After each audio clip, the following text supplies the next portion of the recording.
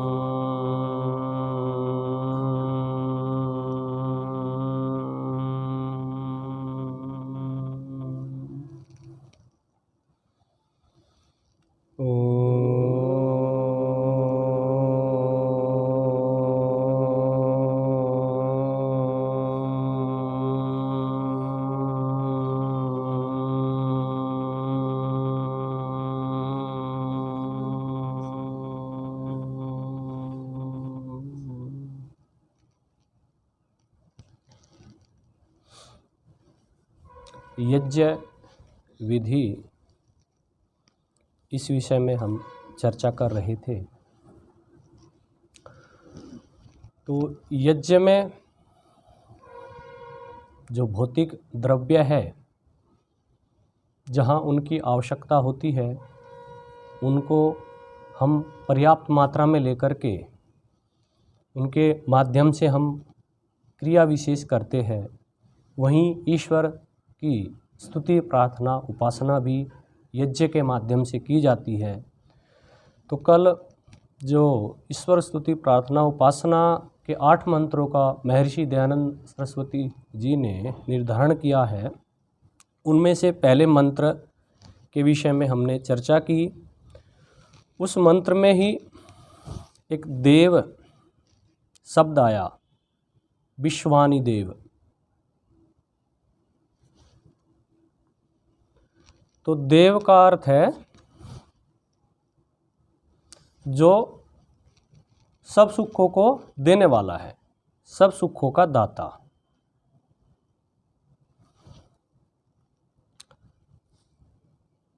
निरुक्त में भी इसके विषय में आया है, देवो दानात्वा।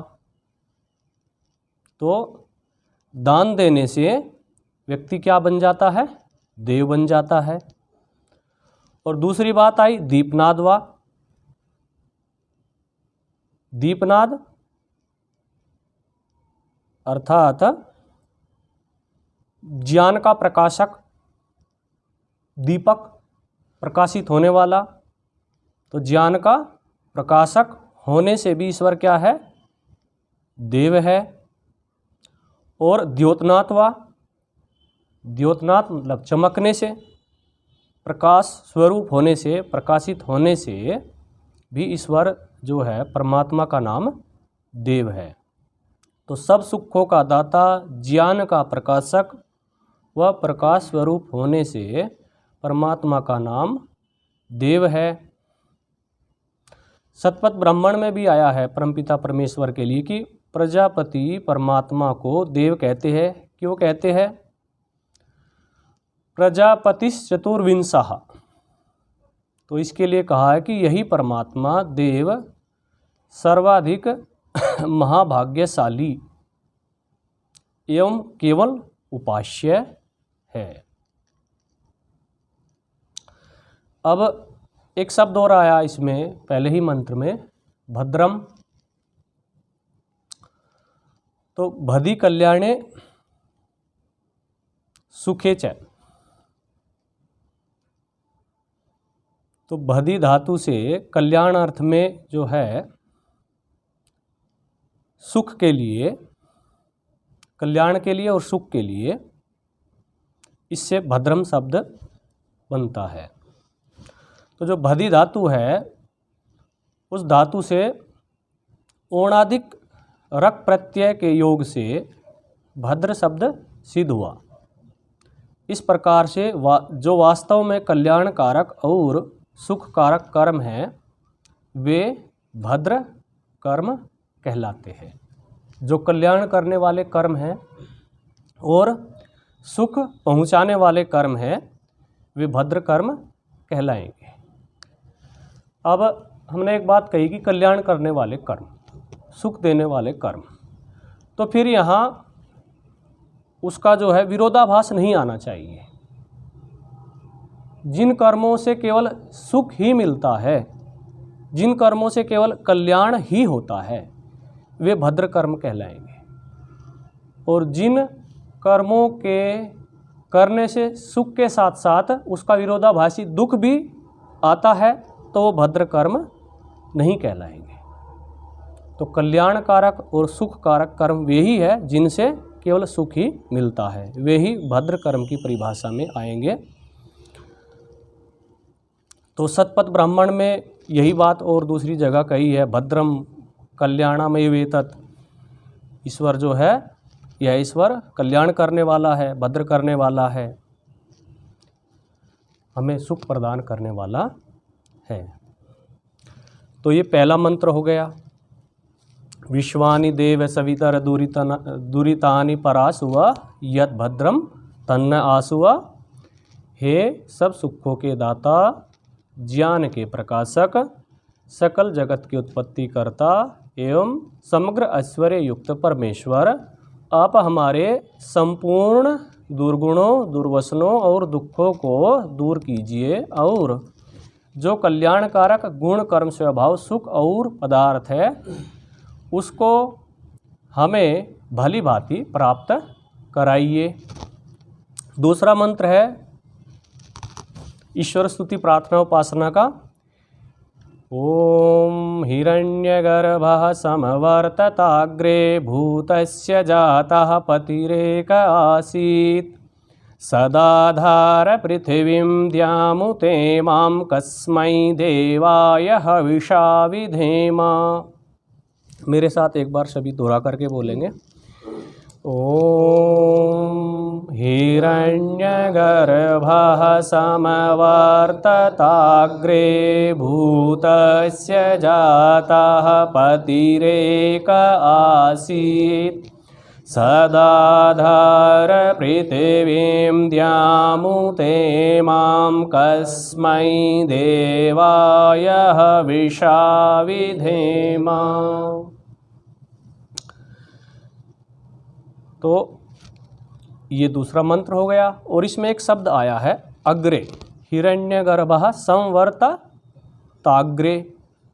संवर्तताग्रे, तो संवर्तत अग्रे, अग्रे का अर्थ हो जाएगा सृष्टि के उत्पन्न होने से पूर्व और सृष्टि रचना के आरंभ में।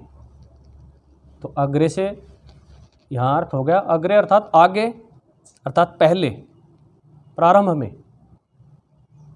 अग्रे आगे, आगे चलने वाला, पहले चलने वाला, पहले होने वाला। तो अग्रे जो है ईश्वर के लिए बताया है कि सृष्टि के उत्पन्न होने से पूर्व और सृष्टि रचना के आरंभ में। सृष्टि जब नहीं बनी उस समय भी ईश्वर था और सृष्टि जब रचना हुई उस समय भी ईश्वर था। तो सृष्टि की रचना से पहले भी ईश्वर था और सृष्टि की रचना के समय में भी ईश्वर था। अब ये प्रश्न जो है हमारे दिमाग में आ सकता है कि जब तीन वस्तुएं अनादि है, ईश्वर भी, प्रकृति भी और जीवात्मा भी, तो प्रकृति और जीवात्मा भी उस समय थे, फिर ईश्वर के लिए ही क्यों कह रहे हैं कि वो जो है सृष्टि के उत्पन्न होने से पूर्व भी था और जब सृष्टि उत्पन्न हुई, प्रारंभ हुआ सृष्टि का, उस समय भी ईश्वर था। तो इसका उत्तर ये है कि यहाँ सृष्टि की उत्पत्ति से पूर्व बात कर रहे हैं ईश्वर की। तो सृष्टि की उत्पत्ति से पूर्व ये जो संसार है, ये जो सृष्टि है, तो प्रकृति के रूप में थी, ये संसार रूप में नहीं थी, अर्थात संसार भी नहीं था। और हो भी तो संसार जो है जड़ पदार्थ से बना हुआ है, पृथ्वी, अग्नि, वायु, जल, आकाश आदि, तो वो खुद जानता, अनुभव करता, नहीं है, ना कुछ सुनता है, ना जानता है, ना अनुभव करता है, वो तो परार्थ है, दूसरों के लिए है। तो जब उसको संसार जो प्रकृति से बना है उसमें चेतना ही नहीं है, तो उसके लिए होना और ना होना, तो इस दृष्टि से ये माना जाएगा कि वो जानता ही नहीं है, अनुभव ही नहीं करता है, तो उसके लिए यहाँ ये बात नहीं है। अब रही जीवात्मा, तो जीवात्माएं भी सृष्टि की उत्पत्ति से पूर्व बेहोशी की अवस्था में होती है। प्रलय काल में, जब प्रलय का काल होता है तो उस समय समस्त जीवात्माएं बेहोश होती है। तो उनको भी कुछ ज्ञान नहीं था, उनको भी कुछ अनुभव नहीं था। तो इस दृष्टि से भी ये कहा जाएगा कि जानने वाला, सुनने वाला, अनुभव करने वाला केवल ईश्वर ही सृष्टि के प्रारंभ में था। इसलिए उसको कहा कि सृष्टि से पूर्व ईश्वर था और सृष्टि रचना के समय में भी ईश्वर था। अब आगे हिरण्यगर्भः स्वप्रकाश स्वरूप और जिसने प्रकाश युक्त सूर्य, चंद्र, तारे, ग्रह, उपग्रह आदि पदार्थों को उत्पन्न करके अपने अंदर धारण कर रखा है, वह परमात्मा। तो जो हिरण्य का गर्भ है, हिरण्य से तात्पर्य यहाँ ईश्वर का ज्ञान है।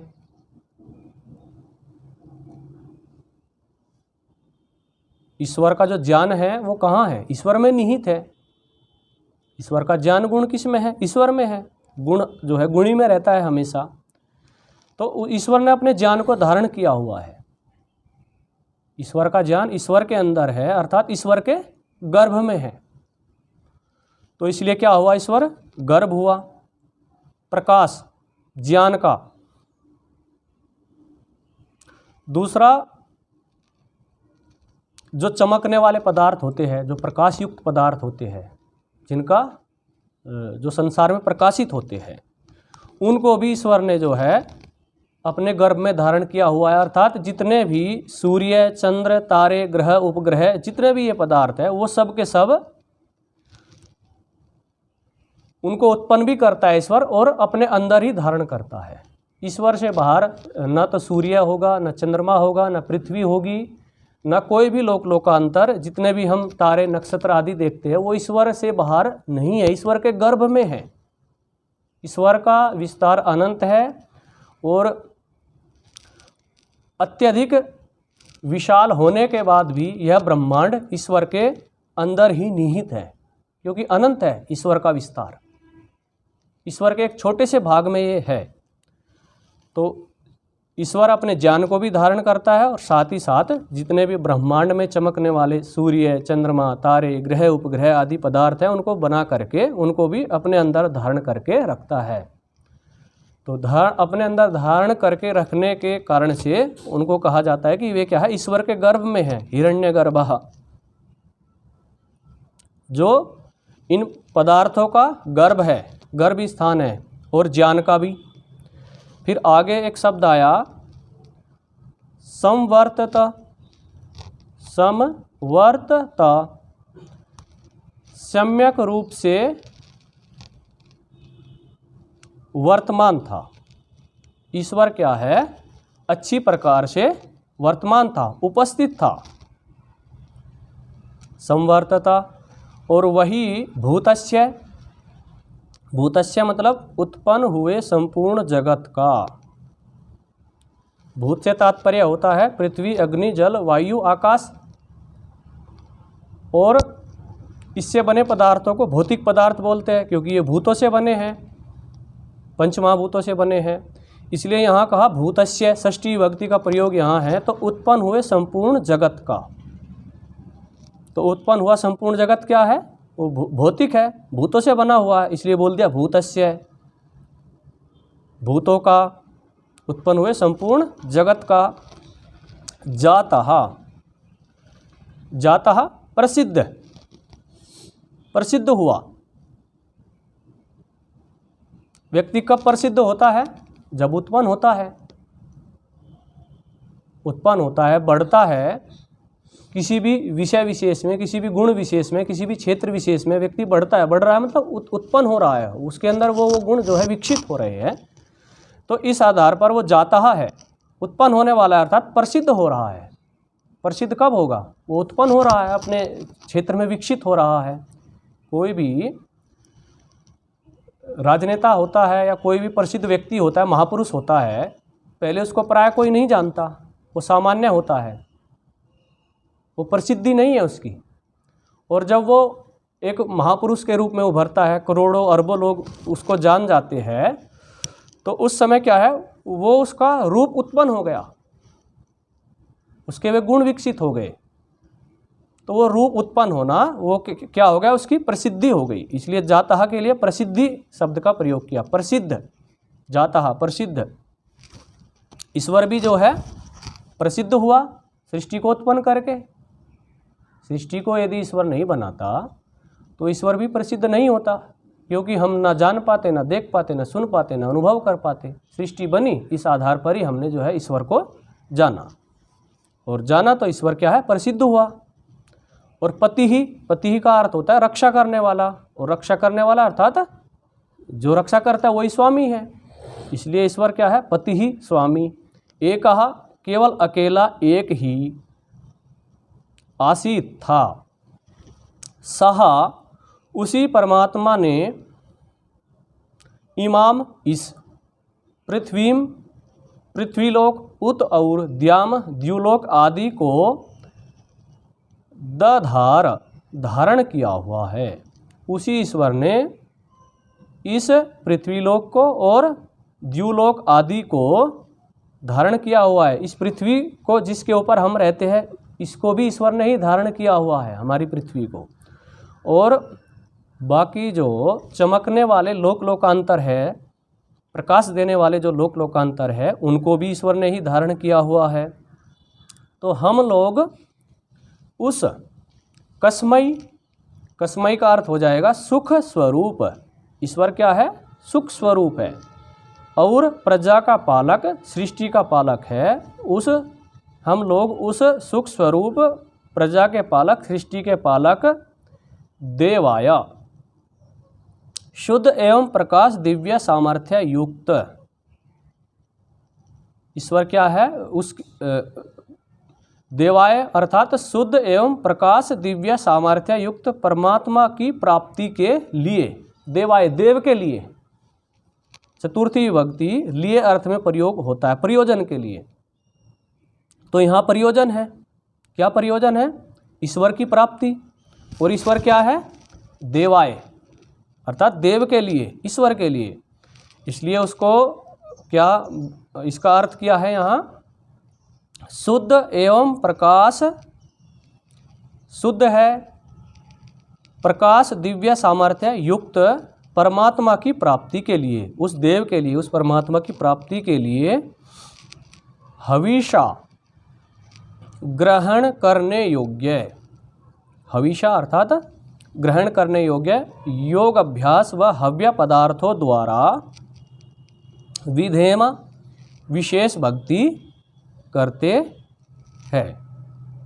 तो शुद्ध एवं प्रकाश दिव्य सामर्थ्य युक्त परमात्मा की प्राप्ति के लिए ग्रहण करने योग्य योग अभ्यास व हव्य पदार्थों द्वारा विशेष भक्ति करते हैं।